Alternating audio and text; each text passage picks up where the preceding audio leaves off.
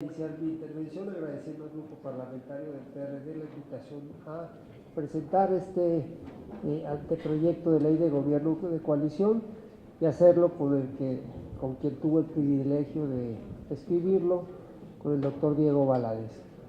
El orden de la exposición, que me ocuparé brevemente 10-15 minutos, será: en primer lugar hablaré de los nuevos órganos y competencias que se establecen en este anteproyecto de ley.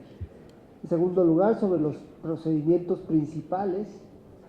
En tercer lugar, un breve comentario a la disolución, tipo de disolución del gobierno de coalición. Y finalmente, comentaré sobre las posibles pero infundadas objeciones que se le pueden hacer a esta ley reglamentaria del gobierno de coalición, que se han ventilado en ámbitos académicos, pero como ya digo y lo explicaré, son infundadas.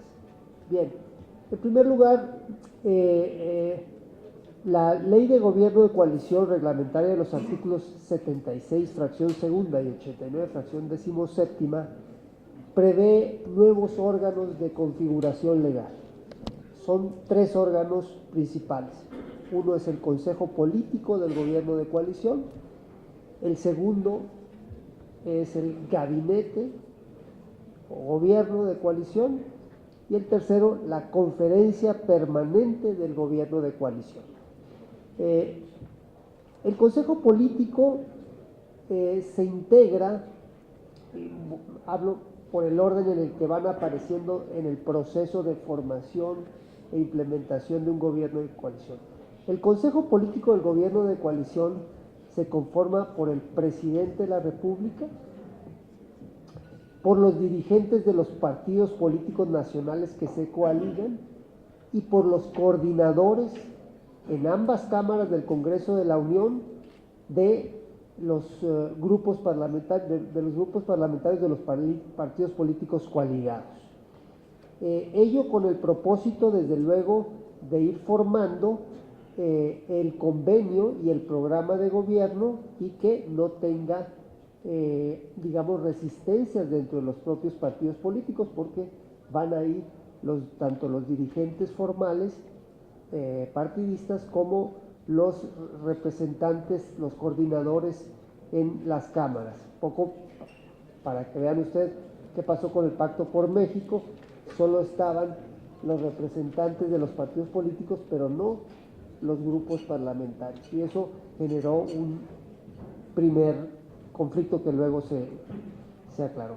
Competencia, bueno, ya lo dije, la competencia básicamente de este órgano es la conformación, junto con el presidente y a instancias del presidente de la República, del convenio y del programa de gobierno. Y la naturaleza jurídica de este órgano es que es un órgano consultivo, no tiene más facultades más que las que estamos señalando, y cuando se le quiera convocar. El segundo y el más importante, desde luego, órgano que prevé esta ley reglamentaria es el gabinete. El gabinete de un gobierno de coalición es pluripartidista y se negocia, desde luego, por el presidente de la República con los partidos políticos coaligados. ¿Quiénes integran el gabinete? Bueno, desde luego el secretario de Gobernación, que tiene funciones relevantes, y los demás secretarios de Estado encargados de la elaboración, aprobación, ejecución y evaluación del programa de gobierno. Permítanme solo hacer, que es importante, una lectura de lo que son las competencias del gabinete, porque aquí viene el gran cambio al sistema presidencial, en tanto que las decisiones que actualmente la Constitución le atribuye al presidente de la República tendrá que tomarlas ahora de manera colegial, con ciertos matices, como lo comentaré. El artículo 33 de nuestro anteproyecto señala obligaciones y potestades del gabinete del gobierno de coalición. 1. El gabinete del gobierno de coalición conocerá y aprobará las reformas y adiciones al programa de gobierno y las someterá a la aprobación del Senado de la República. La evaluación y control del programa de gobierno del gobierno de coalición. 2. El gabinete del gobierno de coalición conocerá y analizará, ahí hay un matiz importante en la palabra, aquí ya no aprobará, sino analizará por razones de constitucionalidad. 1. La iniciativa de ley de ingresos. ¿Sí? Ya no será más un asunto bilateral entre el secretario de Hacienda y el presidente, sino de un cuerpo colegiado y además pluripartidista. La iniciativa de presupuestos de egresos, lo mismo. Esto permitirá desde luego una mejor distribución, no solo sectorial, sino también territorial, cosa que ahorita adolece nuestro presupuesto de egresos. 3. Las iniciativas de ley que componen el paquete legislativo del programa de gobierno.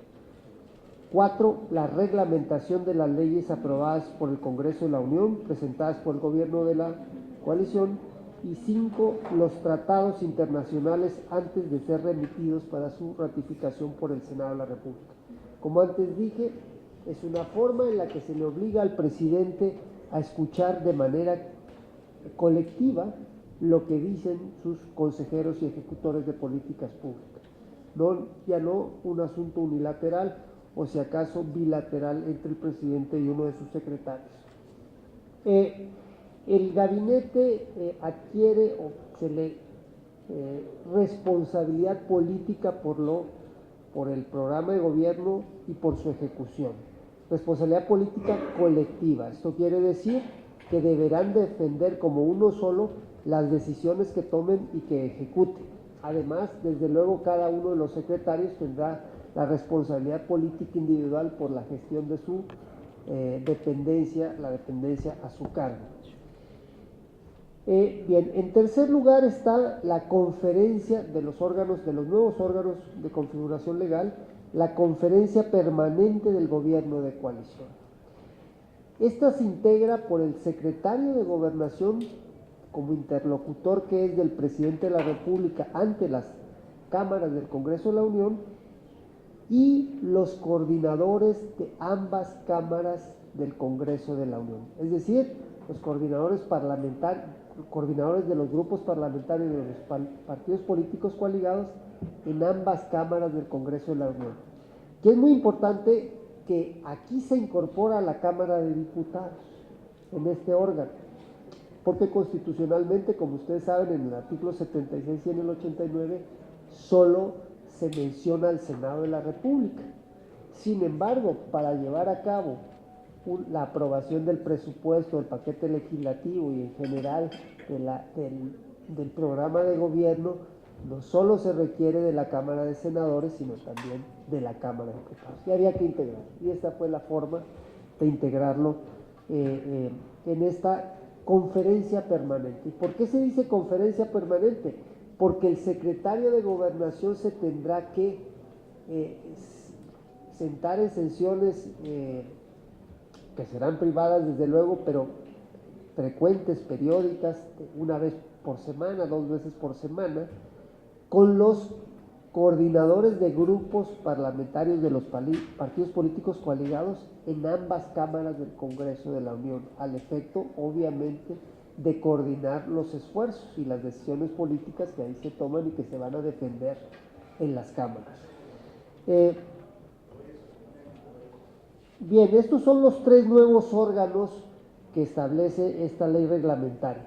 Habría que decir también que de manera transversal se fortalece al poder legislativo, es decir, a un órgano del Estado que ya estaba establecido en la Constitución, porque se le van a otorgar, y particularmente al Senado,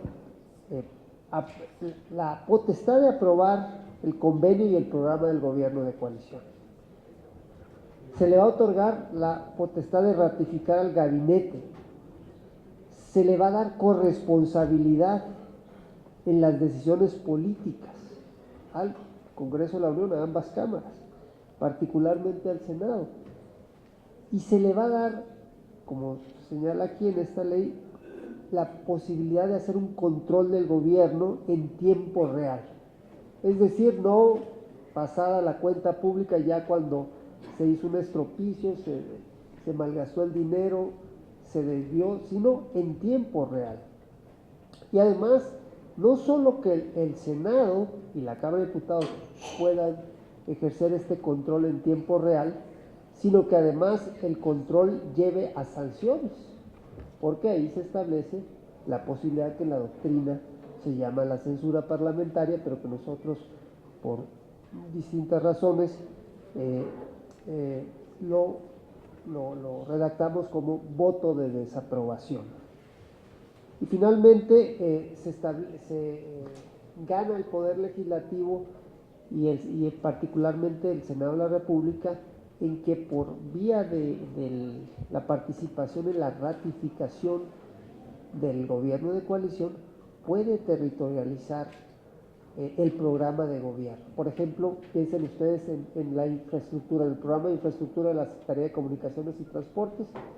Pues cuando comparece el secretario de Comunicaciones y Transportes nombrado por el presidente, tendrá que decir por qué concentra todo el gasto de infraestructura en una sola región del país, por qué no al sureste, por qué no al noroeste, por qué no más equilibrado. Bien, ¿cuáles son los procedimientos, los principales procedimientos? Desde luego, la presentación y aprobación del convenio y programa del gobierno de coalición. A iniciativa del presidente, el presidente lo presenta ante el Senado y aquí establecemos en esta anteproyecto de ley el procedimiento para su aprobación. Y se separa, es muy importante, esto lo indicó muy claramente Diego, me lo explicó muy bien, pero muy convincente, que se debe de separar la aprobación, la discusión y aprobación del convenio y del programa de gobierno con respecto a la aprobación o ratificación de los nombramientos de los miembros del gabinete. ¿Por qué? Porque es muy importante que los senadores se centren en el programa de gobierno y en el convenio para ver la inteligencia y congruencia de estos instrumentos y que no se distraigan, digamos, en las animosidades que generalmente hay contra una persona que va a ser nombrada como miembro del gabinete, ¿no? Y por otro lado también aquí se establece la ratificación del gabinete en un voto único para todos. Desde luego a través de un procedimiento en el que en primer lugar los senadores efectivamente van a tener posibilidad, o tendrían de aprobarse esta ley reglamentaria, posibilidad de evaluar la capacidad profesional y solvencia ética de quienes son nombrados por el presidente, en primer lugar secretario de Gobernación, que tendría en una sesión de pleno que responder a ciertos cuestionamientos que ahí se le hagan sobre su propia idoneidad para el cargo. Pero se abriría, una vez nombrados los secretarios de Estado, se abriría un periodo de 5 días para que los secretarios nombrados por el presidente acudieran a comisiones del Senado de la República para que ahí se les cuestionara sobre diferentes aspectos que tiene como objeto constatar la idoneidad para el cargo de tal persona nombrada por el presidente. El nombramiento de los dichos funcionarios por el presidente de la República, en ese momento ellos ejercen el cargo, pero hasta el momento de la ratificación no se perfecciona, digámoslo así, su nombramiento. Entonces, no es un ejercicio de simulación, digamos. Se abre un periodo de 5 días donde cada uno de estos secretarios nombrados, iría a la comisión competente del Senado de la República a responder cuestionamientos. ¿Ah? Bien, y luego al final habría una votación en pleno del Senado para aprobar a todos en conjunto, no es uno por separado, sino todo el gobierno como un colectivo. Ajá. Otro importante procedimiento que aquí se establece es las sesiones del gabinete, ¿no? Que las sesiones del gabinete tendrán que ser frecuentes, desde luego, ¿no? Y ahí se establecen las reglas de debate del gabinete, que son desde luego privadas, para que los secretarios puedan exponer en privado los asuntos que les competen de acuerdo al orden del día que se genera allí por acuerdo del presidente, pero operado por el secretario de Gobernación, que funge como el jefe del gabinete, ¿no? Por acuerdo del presidente. Muy importante también que en este anteproyecto de ley se establece que el secretario de Gobernación acudirá mensualmente de manera alternada a una y a otra Cámara del Congreso de la Unión en sesiones de control del gobierno, durante el ejercicio, desde luego, del programa de gobierno. Y podrá ir acompañado, y deberá ir acompañado, dependiendo del tema del que se vaya a hacer la evaluación, si es salud, si es comunicaciones, si es medio ambiente, del secretario cuyo ramo va a ser supervisado. Y ahí tendrán que responder, desde luego, en estas sesiones de control a los cuestionamientos que se les hagan. No más digo una cosa, se ha dicho, se suele decir que esto es un instrumento del sistema parlamentario. Sí, efectivamente, en el sistema parlamentario hay sesiones de control del gobierno periódicas, pero también en los sistemas presidenciales. La diferencia es que en el sistema presidencial, por ejemplo el norteamericano, no acude el presidente, pero sí acuden los secretarios de despacho. Recordarán que incluso en plena guerra, el secretario, recuerdo el caso de Condoleezza Rice, acudía al Senado y lo podíamos ver por televisión, ¿no? Entonces esto es un instrumento muy importante. Otro procedimiento, desde luego, ahí establecido es la sesión semanal de la Conferencia Permanente del Gobierno de Coalición. Es decir, que lo que se aprueba en las decisiones políticas, acciones públicas que se aprueban en el seno del gabinete, luego tienen que ser trasladadas a las cámaras, y la forma de este traslado es a través de estas sesiones de lo que se llama Conferencia Permanente del Gobierno de Coalición, del órgano que, como antes dije, está compuesto por el secretario de Gobernación y los coordinadores de los grupos parlamentarios en ambas cámaras del Congreso de la Unión, porque sería impropio que solo estuvieran los coordinadores de la Cámara de Senadores y luego, pues, cuando llegara a Cámara de Diputados, esto no caminaría. Por eso tiene que haber de ambas cámaras. También en este anteproyecto de ley se establece el procedimiento de interpelación. Una sesión de interpelación cuyo resultado final, una sesión de interpelación que es la evaluación del desempeño de una política pública y del titular encargado de su ejecución, esto es el secretario de Estado, que puede conducir a la remoción o a la censura de un secretario de Estado que no cumple por sus resultados o por la evaluación que haga el Senado de la República, y que traslada al presidente de la República para los efectos conducentes. Es decir, si tenemos una competencia ahora de controlar lo que hace el Ejecutivo, pues tenemos que tener dientes, digámoslo de una forma coloquial, para que ese control que se hace pueda tener resultados, ¿no? La norma que proyectamos también tiene contemplada la disolución del gobierno de coalición. El gobierno de coalición se puede disolver por razones de tipo ordinario, o anticipadas. Ordinario porque se cumple el periodo establecido en el convenio, o porque se cumple el programa, o porque definitivamente el presidente de la República por cualquier razón decide disolver, así como tiene el poder de formar el gobierno de coalición, también lo tiene de optar por disolver. Y hay formas anticipadas de concluir el gobierno de coalición.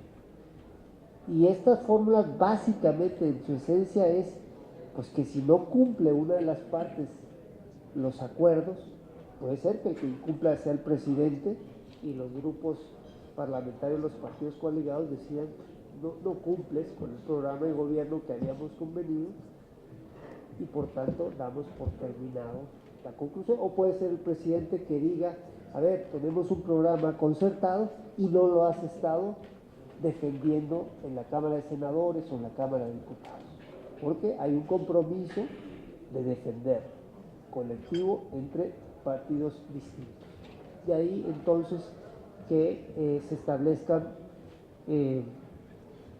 supuestos de disolución ordinaria o de supuestos de disolución anticipada.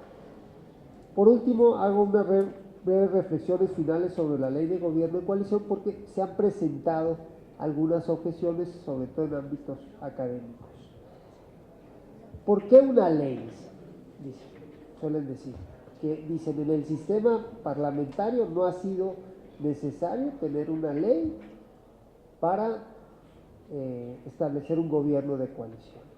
Bueno, sí, en el sistema parlamentario y particularmente en el sistema parlamentario británico. Pero aquí estamos en un sistema presidencial y estamos reinterpretando las relaciones entre dos poderes, entre el poder legislativo y el poder ejecutivo. La reinterpretación constitucional me refiero. Pero además hay que decir una cosa a quienes dicen que en el sistema parlamentario no hay necesidad de estas leyes. Bueno, no lo hubo en el sistema parlamentario británico, o debo decir, pero en el inglés.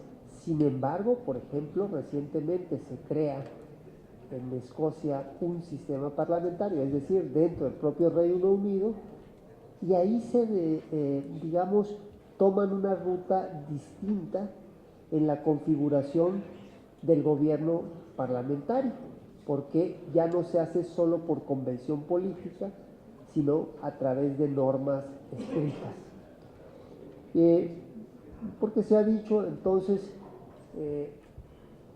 que el gobierno británico parlamentario pues es por convención política, no se dice, no se escribe, digamos, en qué consiste este gobierno, sino son por los acuerdos, prácticas que se van forjando a lo largo del tiempo y se van sedimentando. Sin embargo, como ya dije, esto ya, por ejemplo, en un país como Escocia, se trasladó a normas escritas, de tal manera que esa, digo yo, es una objeción absolutamente infundada. Esto sería todo por lo que a mí respecta. Gracias.